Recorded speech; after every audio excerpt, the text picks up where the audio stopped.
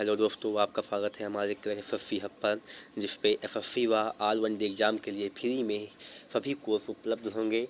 अभी हम हिस्ट्री की क्लास ले रहे हैं, जिसमें हम एक वीडियो पहले ही ला चुके हैं।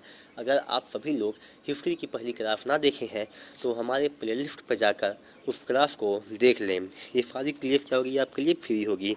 अभी हम मध्यकालीन भारत पढ़ा रहे हैं, इसके बाद आपको मॉडर्न इंडिया, फिर एंशिएंट इंडिया पढ़ाएंगे। ठीक, गौर वंश हम इसके आगे का सारा पढ़ा दिए हैं आपको। हमें अब पढ़ाना है गौर वंश के बारे में। देखते हैं। गौर प्रदेश महमूद गजनवी के समय गजनी साम्राज्य का एक छोटा सा हिस्सा था। गजनवी ने गौर प्रदेश के लोगों को इस्लाम में परिवर्तित किया था। पहले गौरी वंश के लोग बौद्ध मतावलंबी थे। 12वीं शताब्दी ईस्वी में गौर प्रदेश गजनी से स्वतंत्र होने का प्रयास करने लगा। इस क्रम में गौर प्रदेश के जनजातीय प्रमुख सैफुद्दीन और गजनी के शासक बहराम शाह के मध्य संघर्ष हुआ। तो समझते क्या कह रहा है, ये कह रहा है जो पहले गौर प्रदेश था, जहाँ से मोहम्मद गौरी निकला था, वो गौर प्रदेश पहले महमूद गजनवी के अधीन था। ठीक, वो पहले क्या थे, बौद्ध मतावलंबी थे। वहाँ के गौर प्रदेश के लोग पहले क्या थे, पहले बौद्ध मतावलंबी थे।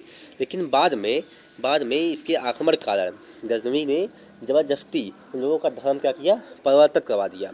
और 12वीं शताब्दी आते आते गौर प्रदेश के जो लोग थे वो जान चुके थे कि हम गुलाम नहीं रहेंगे। उन्होंने स्वतंत्र होने का प्रयास करने शुरू किया। किससे? महमूद गजनवी से। इस क्रम में गौर प्रदेश के जनजातीय प्रमुख, जो वहाँ के जनजातीय प्रमुख थे, वो थे सैफुद्दीन को वहाँ क्या थे, हेड थे। तो उनसे तथा गजनी के शासक बहराम शाह के मध्य संघर्ष शुरू हो गया।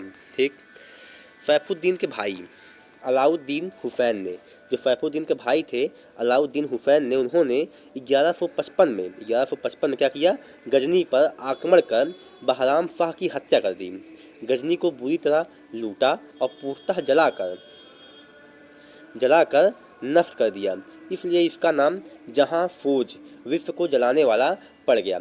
विश्व का जलाने वाला नाम किसका पड़ा, अर्थात जहां फौज किसका नाम पड़ा, वो पड़ा अलाउद्दीन हुसैन का, जो कि सैफुद्दीन का क्या था, भाई था। और सैफुद्दीन कौन था, वो गौर वंश के जनजातीय समूह का एक लीडर था, नेता था, जिसने 1155 ईस्वी में उसी संघर्ष के बीच गजनी पर आक्रमण बोला। उसमें वहाँ शासक कौन था, बहराम शाह था, और उसकी हत्या कर डाली। 1163 ईस्वी में अलाउद्दीन हुसैन का चचेरा भाई गियासुद्दीन गौर का शासक बना। ठीक, अलाउद्दीन हुसैन के बाद कौन शासक बना, गियासुद्दीन गौर शासक बना। गियासुद्दीन का छोटा भाई शिहाबुद्दीन गौरी था। समझे गौरी कौन था, गौरी कौन था, गौरी गियासुद्दीन का छोटा भाई था। समझे, शहाबुद्दीन गौरी जिसका नाम था, जिसने 1173 ईस्वी में गजनी को जीता। इसने भी आक्रमण किया।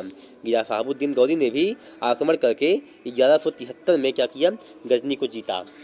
नेक्स्ट, शहाबुद्दीन मोहम्मद गौरी। मतलब देखते हैं शहाबुद्दीन मोहम्मद गौरी के बारे में। भारत में तुर्की राज्य का संस्थापक माना जाता है। मोहम्मद गौरी जो है वो भारत में तुर्की राज्य का संस्थापक माना जाता है। भारत में मुस्लिम साम्राज्य का वास्तविक संस्थापक कौन माना जाता है? अगर आपके प्रश्न में आए कि भारत में मुस्लिम साम्राज्य का वास्तविक संस्थापक कौन है, तो वो क्या है, वो मोहम्मद गौरी है। 1203 में गियासुद्दीन की मृत्यु के पश्चात गौरी ने स्वतंत्र शासक के रूप में मुइजुद्दीन की उपाधि धारण की थी। किसकी उपाधि धारण की थी इसने धारण की थी मुइजुद्दीन की। कब की थी?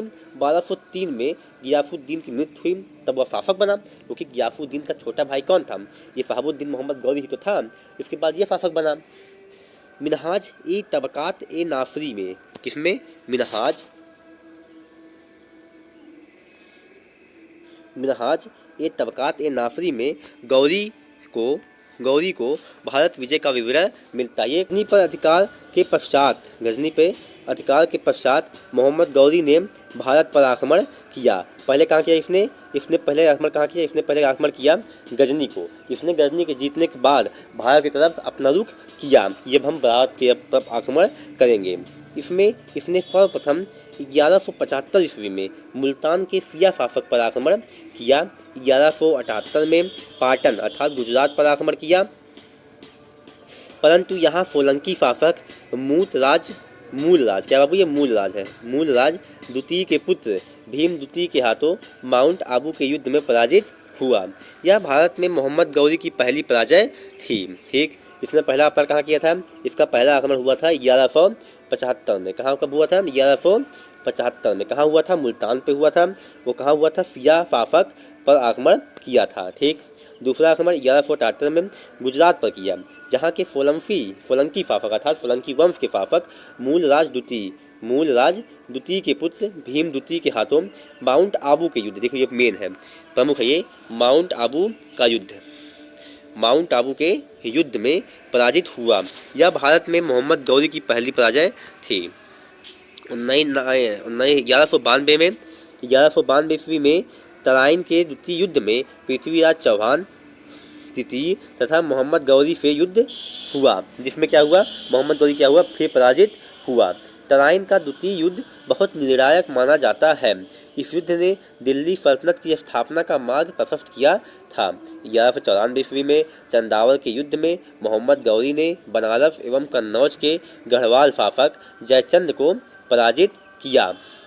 1206 में गौरी ने भारत में खोखरों के विरुद्ध अभियान किया। यह इसका आखिरी अभियान था, समझे? इसका आखिरी अभियान कब था? इसका आखिरी अभियान हुआ था 1206 में। किसके विरुद्ध हुआ था? भारत के खोखरों के विरुद्ध हुआ था। एक और मेन देखिए, ये मेन है तराइन का द्वितीय युद्ध जो 1192 में कब हुआ था? पृथ्वीराज और मोहम्मद गौरी के बीच हुआ था। आप पहला युद्ध जानते ही है, 1991 में हुआ था। किसके बीच हुआ था? ये भी हुआ था पृथ्वीराज चौहान तथा मोहम्मद गौरी के बीच, जिसमें मोहम्मद गौरी क्या हुआ था? पराजित हो गया था, समझे?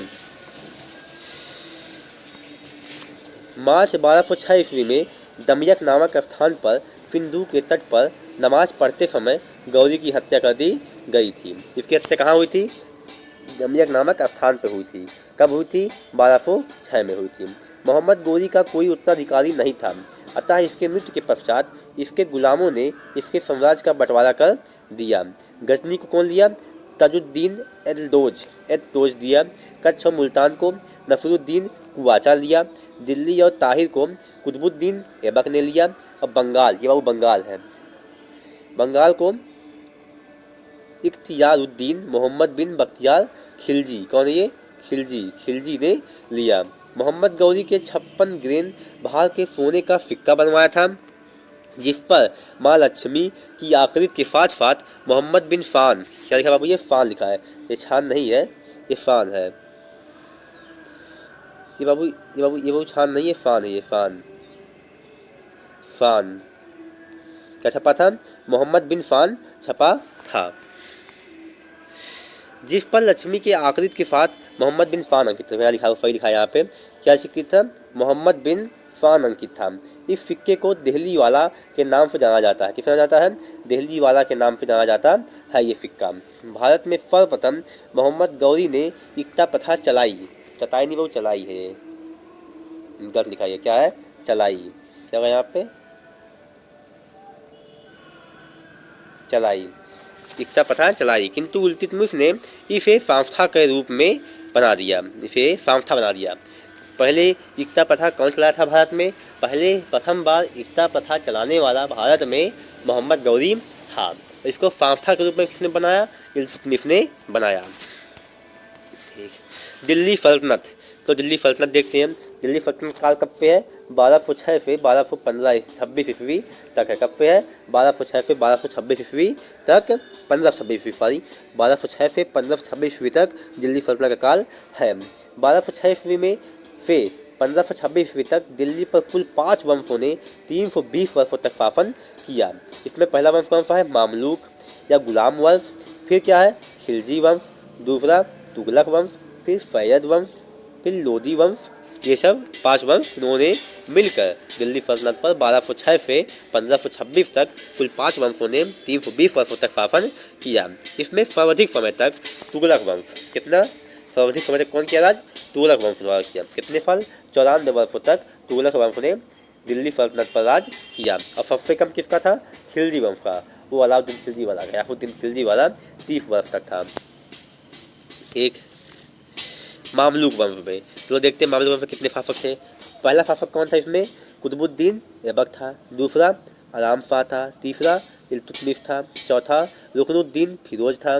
फिर रजिया सुल्तान थी। कब रजिया सुल्तान? 1236 से 40। ये मेन है, रजिया सुल्तान 1236 से 40। फिर बहराम शाह बना। अलाउद्दीन अलाउद्दीन महमूद शाह बने। फिर नसरुद्दीन महमूद बने। फिर बालबन का काल आता है। बालबन का काल, लव एंड रक्त की नींव जिसने अपनाई थी वही बालबन। ठीक। फिर कौन आया? फिर कैकुवाद आए। कैकुवाद, फिर क्यूमस।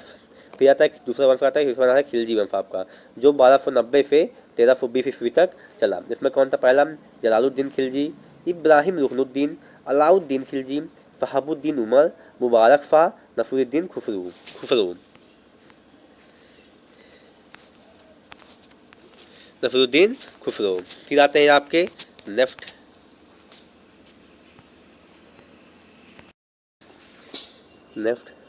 फिर आते हैं तुगलक वंश।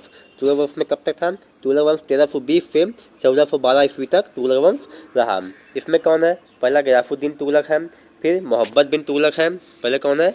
गयासुद्दीन तुगलक। फिर मोहम्मद बिन तुगलक। फिर फिरोज तुगलक, गियासुद्दीन तुगलक द्वितीय, अबू बकर शाह, नसीरुद्दीन मोहम्मद शाह, अलाउद्दीन सिकंदर शाह। उसके बाद नसीरुद्दीन महमूद ने तुगलक वंश में इतने लोगों ने शासक किया। फिर आता है फैयद वंश। तो में पहला कौन है? खिज्र खान। दूसरा मुबारक शाह। तीसरा मोहम्मद शाह। चौथा आलम शाह शासक हुए। कहते हैं लोधी वंश। लोधी वंश कौन था? लोधी वंश 1415 से 1526 तक। यही आखिरी वंश है। कौन है? यही क्या है? बिल्कुल आखिरी वंश है। आखिरी वंश दिल्ली सल्तनत का आखिरी वंश है, जिसमें पहला अफगान शासक या पहला अफगान वंश है। अब तक कौन थे? सारे तुर्क लोग थे। ये कौन था? ये अफगान वंश था। इसमें कौन कौन हुए? बहलोल लोधी, सिकंदर लोधी, इब्राहिम लोधी। ठीक, धन्यवाद। दिल्ली सल्तनत के शासकों में बहलोल लोधी ने सर्वाधिक समय तक 38 वर्ष शासन किया। क्या कहा है? दिल्ली सल्तनत में शासकों में जो 5 वंश के शासक थे उसमें सर्वाधिक समय राज करने वाला कौन था? वो आपका था बहलोल लोधी, जो 38 सालों तक शासन किया। सल्तनत में सबसे बड़ा साम्राज्य मोहम्मद बिन तुगलक का था। मोहम्मद बिन तुगलक का सबसे बड़ा साम्राज्य था, जो कि तुगलक वंश से थे। उसका साम्राज्य कुल 30 प्रांतों में विभाजित था। किसका? तुगलक वंश का। ठीक, थैंक्स फॉर वाचिंग। अगर आपको वीडियो अच्छी लगी हो, अगर आपको जानकारी बढ़िया मिला हो तो वीडियो को लाइक करें, सब्सक्राइब करें। देखिए, आपको कंटेंट की कमी नहीं दी जाएगी, आपको कंटेंट प्रॉपर दिया जाएगा। कंटेंट में आप कमी नहीं पा सकते हो। थोड़ा फेसलेस वीडियो है, कुछ समय में आपके पास हम ब्लैक डिजिटल बोर्ड पर पढ़ाएंगे, लेकिन अभी थोड़ा दिक्कत है, तो आप मैनेज कर सकते हैं। धन्यवाद, थैंक यू। अगर आपको वीडियो अच्छी लगी हो तो लाइक करें, सब्सक्राइब करें। धन्यवाद।